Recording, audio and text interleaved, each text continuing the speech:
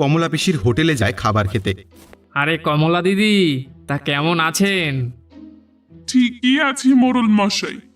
আর আমার হোটেলের কথা এতদিন পরে মনে পড়লো আপনার? হ্যাঁ, আপনার হোটেলে তো অনেক দিন আসা হয় না, আর এত নাম করা তরকারুটি তাও তো খাওয়া হয় না। আজ মন চাইলো আপনার হোটেলে তরকা খেতে, তাই আর কি চলে এলাম। আচ্ছা, আপনি বসুন, আমি তরকা রুটি আনছি। মোড়ল মশাই ওনার অতিথির সাথে খেতে বসে, কিন্তু যখনই মোড়ল মশাই তরকা মুখে দেয় তখনই হাসি খুশি মোড়ল মশাই রেগে যায়।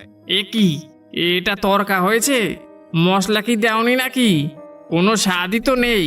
মোড়ল মশাই আর তার অতিথি রেগে উঠে পড়ে।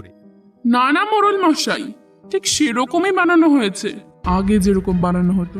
কমলা দিদি, আগে তো আপনার দোকানের তরকা দূর পর্যন্ত নাম ডাকছিল, কিন্তু এখন এমন লাগছে যে আপনার দোকানের মতন এত বাজে তরকা আর কোথাও তৈরি হয় না। আপনি আমার অতিথিদের সামনে আমার মান সম্মান কিছুই রাখলেন না। এই বলে মোড়ল মশাই রেগে ওখান থেকে চলে যায়। কমলা পিসি মাথায় হাত দিয়ে বসে পড়ে।